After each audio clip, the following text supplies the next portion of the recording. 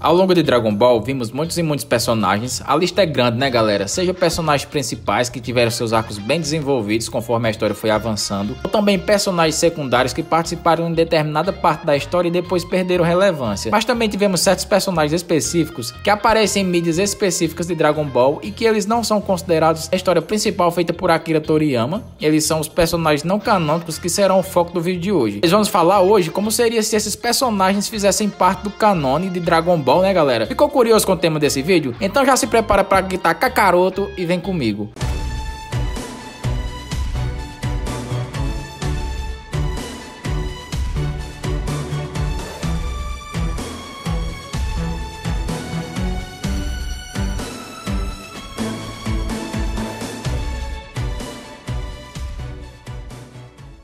Primeiro de tudo, vamos explicar de uma vez por todas o que é canônico. Bom, a palavra tem um significado no universo de animações, filmes, séries e entre outros de que algum elemento que não faz parte da história principal, como se fosse algo que não aconteceu ou não existisse para os personagens principais e é apenas um elemento ou personagem ou história paralela à obra principal, mas que no decorrer da continuidade é desconsiderado, né? Em Dragon Ball podemos dar um exemplo, os filmes de Dragon Ball. A maioria dos filmes de Dragon Ball Z não é considerado para a história principal, como se os filmes de fato não tivessem acontecido para os personagens. Então no filme do renascimento da fusão, Goku e Vegeta fazem fusão Gogeta, mas em Dragon Ball Super Broly eles fazem a fusão Gogeta como se fosse a primeira vez, porque de fato, galera, na perspectiva dos personagens, de fato foi a primeira vez, pois os eventos de filme anterior não são considerados aqui, mas eles existem, né? Só não na mesma linha do tempo de Dragon Ball que estamos acompanhando. Então Goku nunca virou Super Saiyajin falso, nem usou a Genkidama transformado em Super Saiyajin, nem usou Kaioken junto ao Piccolo e nem virou criança e muito menos se transformou em Super Saiyajin 4. Sim, Dragon Ball GT entra na lista de material não canônico de Dragon Ball. O próprio nome do anime já diz tudo, né? Pois o GT é uma sigla para Gran Turismo, ou Grande História Paralela. É uma história oficial, já que Akira teve uma leve participação, mas não é canônico. Tanto que Dragon Ball Super veio e desconsiderou o GT, pois diferente do GT, o Super é uma continuação canônica e oficial do Dragon Ball Z. Agora acredito que todos entenderam o que é canônico e não canônico em Dragon Ball, né, galera? Agora vamos falar sobre certos personagens não canônicos que são promissores. Um deles já se tornou canônico na história principal, que é o Broly. Ele é o maior exemplo de como um personagem não canônico pode ser integrado ao canone. Ele foi adaptado em Dragon Ball Super, sendo repaginado e tendo sua história mudada. Antes ele era um Saiyajin que nasceu com um enorme poder de luta, mas que tinha uma raiva enorme de Goku, né? Pois quando os dois eram bebês, Goku não parava de chorar e isso não deixava o pequeno Broly dormir. Então no filme Poder do Incrível Broly e Paragas aparecem depois de muito tempo os Guerreiros Z têm que enfrentá-lo. Broly lembra de Goku e começa a dar uma surra nos Guerreiros Z, né? Pois ele é o lendário Super Saiyajin que possui uma transformação totalmente diferente do Super Saiyajin comum e além disso era uma pessoa cruel e sanguinária. Goku atira um Super Kamehameha direto na cara dele e ele simplesmente resiste e dá uma surra no Saiyajin, né? Ele também nota que Goku se importa muito com seu filho e quase mata Gohan. Ele era um personagem implacável e cruel e que era realmente invencível, só sendo derrotado com a combinação dos poderes de todos os Guerreiros Z em um só ponto com o soco de Goku. Já nos outros filmes, Broly acabou sendo bagunçado, ele vira um personagem descaracterizado, né, galera? Pois a partir do segundo filme ele só grita Kakaroto e daí ele virou um personagem que todos só viam essa característica dele. Ele se mostra um ser descontrolado que só grita Kakaroto, sendo que no primeiro filme ele tinha várias frases marcantes e mostrava mais personalidades, mas mesmo assim muitos fãs de Dragon Ball eram fascinados nesse personagem por ele ser uma máquina de destruição e que era indestrutível, sendo muito cogitado de aparecer novamente, tanto que de fato eles trazem algo parecido com Broly em Dragon Ball Super, pois no Torneio do Poder podemos ver que ele, que era um contraparte alternativo do universo 6 de Broly, que tinha uma mesma transformação lendária que Broly e ficava descontrolada também, além de carregar as características de Broly do retorno do guerreiro lendário, né? Só que em vez de gritar Kakaroto, ela gritava Son Goku. Mas Broly de fato, galera, retorna em mais um filme, desta vez em Dragon Ball Super Broly. Este filme inclusive já foi analisado aqui no canal, tá? Vou estar deixando o link aqui embaixo na descrição. Caso não tenham visto, é só clicar no link, vai lá, acompanha, já deixa aquele like. Se não for inscrito no canal, aproveita para se inscrever e compartilhar com o máximo de pessoas para estar ajudando a gente aqui no canal. Valeu? Continuando, galera. Broly aqui vira um personagem totalmente diferente, pois ele não era cruel e sim uma pessoa boa, inocente, primitivo, mas que também tinha uma transformação lendária e ficava descontrolado. Mas por ser um Saiyajin bom, galera, ele agora se torna parte dos Guerreiros Z, treinando com Goku e Vegeta no planeta de Bills, e assim temos um personagem muito poderoso do lado do bem.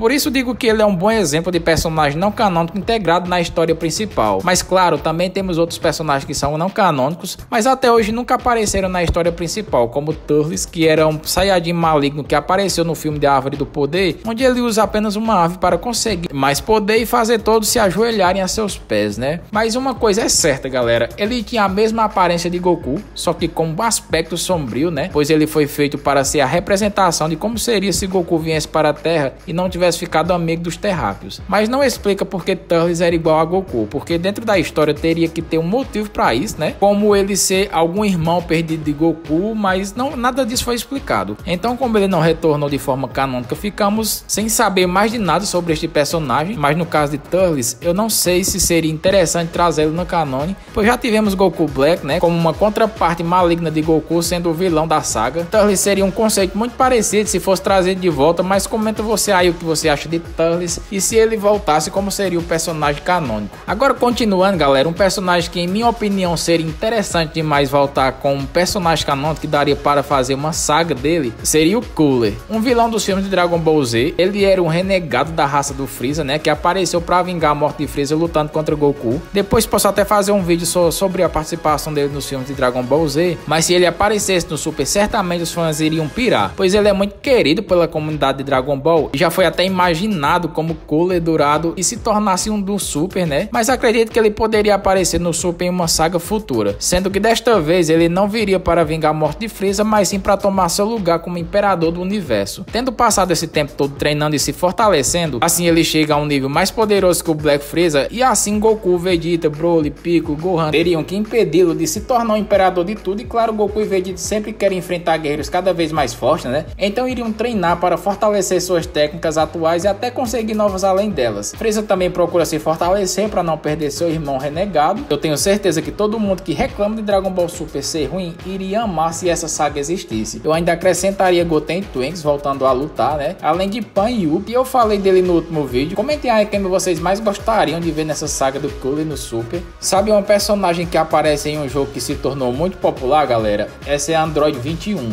Ela é introduzida no jogo de Dragon Ball FighterZ. Ela foi mais um dos trabalhos de Dr. Gero e continuou sendo feita pelo supercomputador mesmo após a morte do cientista, semelhante ao que aconteceu com Cell. Antes de se tornar Android, ela era uma cientista da Força Red Ribbon e teve um filho com o Dr. Gero. Após se tornar um Android, galera, todas as suas memórias da sua vida humana foram apagadas, né? Ela foi criada a unir células de vários perseguidores e guerreiros diferentes, incluindo Majin Buu. Sua qualidade mais perigosa é sua vontade de se alimentar, capaz de aumentar seus poderes ilimitadamente ao comer outras criaturas. As células em seu corpo começam a perder o controle, o que a obriga a se alimentar mais, né? Esta vontade a torna uma pessoa diferente que sempre tenta saciar sua vontade de se alimentar, né, galera? E a número 21 sempre está lutando para mantê-lo sob controle. Após descobrir que a aparência do seu filho foi usada no Android 16, ela o reconstrói para que ele ajude a manter o controle, né? Porém, eventualmente, sua vontade de se alimentar se tornou incontrolável, galera. E ela perdeu o controle. Ela então aperfeiçoou a tecnologia das ondas supressoras e do Link, que haviam sido criadas pelo Dr. Gero, mas não conseguiu aperfeiçoá-las. Ela usa essas esferas do dragão Namekusei para reviver Cell, Freeza e as forças especiais Ginyu. E Nappa também, né? Ela então criaria vários clones dos vilões e dos guerreiros da Terra e os liberaria para que aumentassem seus poderes e depois os comiam, né? Ao ativar a máquina das ondas supressoras, a número 21 também foi afetada e teve seu poder diminuído. Com essa surpresa, a persona original do número 21 consegue retornar ao controle do corpo, né? Ela então passa a usar o sistema do Link para que outra alma passe a controlar seu corpo, apesar do efeito durar pouco. Porém, nas duas primeiras sagas, ela eventualmente sucumbe novamente à sua má personalidade. Legal essa história, né, galera? Pois é, e ela foi supervisionada pelo mestre saudoso Tyakira. Muitos fãs desejam que esta personagem se torne canônica e quem sabe pode ser que aconteça.